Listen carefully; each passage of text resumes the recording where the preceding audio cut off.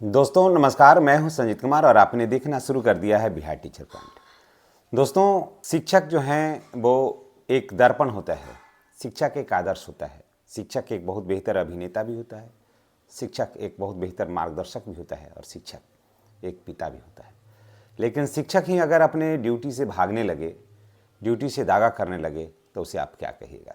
जी हाँ, बात कर रहे हैं पटना जिले के कुछ शिक्षकों का, जो चुनाव कार्य संपन्न हुए काफ़ी लंबा समय हो गया और आज भी लगभग 68 ऐसे शिक्षक हैं जो चुनाव ड्यूटी दर्शा रहे हैं। सोच लीजिए कि आज इस शिक्षा कोष पोर्टल के पर जो है वो एक दिन का तो उपस्थिति छिपता नहीं है और आप इतने लंबे समय तक सरकार का गठन हो गया, सरकार का मंत्रिमंडल का गठन हो गया, सरकार का जो सदन में बहस चल रहा है, उसके बाद भी आप चुनाव ड्यूटी दे रहे हैं, लगा रहे हैं, अटेंडेंस में शो कर रहे हैं, तो ये आप क्या बताना चाहते हैं। आप अपने तो बदनाम होते हैं, ऐसे शिक्षक सारे समाज को भी, शिक्षक समाज को बदनाम करता है। जी हाँ, पटना जिला में अभी भी 68 ऐसे शिक्षक हैं जो अटेंडेंस बना रहे हैं, चुनाव ड्यूटी दर्शा रहे हैं, तो ये जांच में पकड़े गए। अब इनका कारनामा जानिएगा ना तो आश्चर्य हो जाएगा।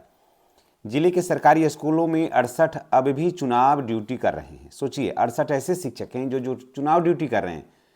अगर आपका प्रतिनियोजन है किस कार्य में, किस विभाग में, तो आप वहाँ शो करिए ना कि किस चीज़ के लिए है। तो आप लिख रहे हैं कि चुनाव में है, स्कूल से गैर हाजिर हैं। रैंडम जांच में यह बात सामने आने पर डीओ ने नोटिस जारी कर दिया है और स्पष्टीकरण मांगा है। जिला शिक्षा कार्यालय ने शिक्षकों के इस व्यवहार को खेदजनक बताया है। खेदजनक है ही, बात भी सही है कि आप अभी तक चुनाव ड्यूटी दर्शा रहे हैं, ये काफ़ी गंभीर मामला है। 68 शिक्षक ऐसे हैं जो ई शिक्षा कोष पोर्टल पर इलेक्शन मार्क ऑन ड्यूटी दिखा रहा है। सोचिए, जिला शिक्षा कार्यालय ने अब शिक्षकों की उपस्थिति की रैंडम जांच की तो ये शिक्षा कोष पोर्टल पर गड़बड़ी करते ये लोग दिखे हैं, जबकि बिहार विधानसभा चुनाव 14 नवंबर को ही समाप्त हो गया। ठीक है, तो जब 14 नवंबर को समाप्त हो गया तो इन लोगों को ये तो विद्यालय आना चाहिए था, तो ये लोग विद्यालय नहीं आए, ये उधर से उधर ही रह गए, विद्यालय आए ही नहीं। और उसके बाद जिला शिक्षा पदाधिकारी साकेत रंजन ने कार्रवाई करते हुए इन शिक्षकों को 2 दिन के अंदर जो है स्पष्टीकरण का मांग किया कि आप लोग स्पष्टीकरण दीजिए कि आप आखिर कहाँ हैं। इन सभी शिक्षकों को 2 दिन के अंदर स्पष्टीकरण देना है और जवाब बेहतर नहीं दिए तो इन पर अनुशासनात्मक कार्रवाई की जाएगी।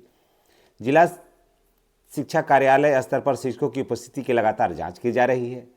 पिछले महीने रैंडम जांच में पोर्टल पर एक ही दृश्य वाला फोटो अपलोड करने का भी प्रकाश में आया है ये मामला। ऐसे भी शिक्षक हैं जो एक ही फोटो जो है ना वो बार बार, सोच लीजिए कि कैसे कैसे शिक्षक हैं, एक ही फोटो, पासपोर्ट साइज का फोटो बार बार इस शिक्षा पोर्टल पर हो रहा है। और 6 महीना से एक ही फोटो, सोच लीजिए, एक ही साइज का एक ही फोटो, एक कलर, एक शर्ट, एक ही मुद्रा, न स्थान में परिवर्तन है। ऐसा भी होता है कि स्कूल में हाजिरी नहीं बनती है तो आप स्कूल से 100 मीटर बाहर भी हाजिरी बनाते हैं शिक्षक। अभी भी बहुत सारे हम लोग के यहाँ भी यही हो रहा है कि स्कूल में नहीं बनती है हाजिरी, स्कूल से 100 मीटर की दूरी पर रोड के पास एकदम हाजिरी बन जाती है, लेकिन स्कूल में बहुत मुश्किल हो जाता है। छत पर जाइए, इधर जाइए, दूतला पर चढ़िए, तब जाकर के हाजिरी बनती है। जितना उसी रास्ते से हम लोग आते हैं तो विद्यालय के बाहर ही हाजिरी बन जाती है, तुरंत ना पोर्टल खोलिए हाजिरी बन जाएगी। और यहाँ क्या हो रहा है कि एक ही फोटो 6 महीना से एक फोटो एक कलर का हो रहा है और पासपोर्ट साइज का फोटो। तो ये सारे शिक्षक जो हैं वो पकड़े गए हैं, समझ गए, पकड़े गए हैं, इनको जवाब देना होगा। और उसके बाद डीओ जिला शिक्षा पदाधिकारी साकेत रंजन ने कहा कि ऐसे शिक्षकों को पढ़ाने का मन नहीं रहता है और शैक्षणिक माहौल जो है वो गड़बड़ाता है। शिक्षक से जुड़ा एक और भी मामला आया है बीपीएससी शिक्षक का, जिन्होंने मात्र 24 वर्ष की उम्र में उन्होंने आत्महत्या कर लिया। जी हाँ, बात है रोहतास जिले के तिलैथू प्रखंड के बीपीएससी से चयनित शिक्षिका ने अपने किराए के मकान में आत्महत्या कर ली है। अब आप सोच सकते हैं कि ये रहस्यमयी मौत के पीछे का कारण क्या हो सकता है। तो ये तो जांच में बाद में पता चलेगा, लेकिन अभी क्या है समाचार, थोड़ा इसको हम लोग ले लेते हैं। रोहतास जिले के तिलैथू प्रखंड में मामला सामने आया है कि बीपीएससी चयनित महिला शिक्षिका की मौत के मामले में गंभीर मोड़ ले लिया है। 29 वर्षीय शिक्षिका सविता कुमारी की संदिग्ध मौत के बाद पुलिस की जांच तेज हो गई है। तिलैथू थाना में पुलिस के मृतिका पुलिस ने मृतका के पति विवेक कुमार को हिरासत में लेकर पूछताछ की है। यानी कि जो चयनित जो शिक्षिका हैं बीपीएससी से, उनका नाम सविता कुमारी है, उनके पति का नाम है विवेक कुमार, को हिरासत में ले लिया है।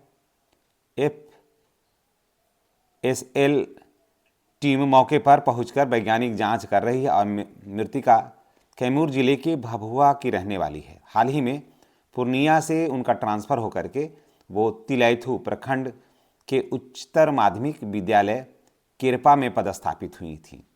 वह कक्षा 9वीं और 10वीं के छात्र छात्राओं को पढ़ाती हैं। सविता कुमारी का शव उनके किराए के मकान से बरामद कर लिया गया है। इसके बाद पूरे इलाके में शोक की लहर दौड़ गई है। परिजनों के अनुसार सविता कुमारी की शादी करीब 2 साल पहले कैमूर जिला के चांद थाना क्षेत्र निवासी विवेक कुमार से हुई थी। विवेक कुमार वर्तमान में डिहरी में एक विद्यालय में शिक्षक के पद पर कार्यरत हैं। मामले की गंभीरता को देखते हुए तिलैथु थाना पुलिस ने लड़का और लड़की दोनों पक्ष के परिजनों को थाना बुलाया है ताकि सभी पहलुओं को जांच किया जा सके।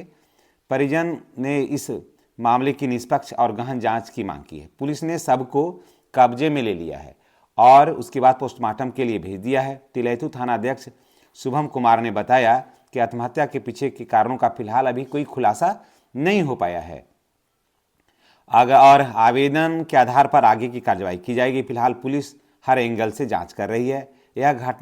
यह घटना एक सिर्फ परिवार नहीं बल्कि पूरी शिक्षा जगत के लिए गहरा आघात है ना।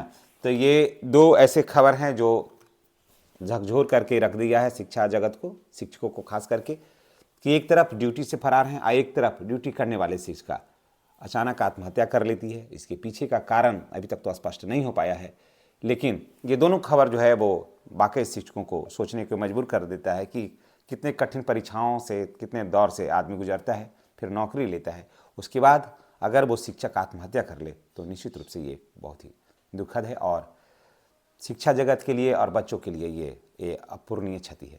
दोस्तों, इसी के साथ हम आपसे विदा लेते हैं। इस संबंध में आप क्या राय रखना चाहते हैं, कमेंट करके आप बताइएगा। धन्यवाद।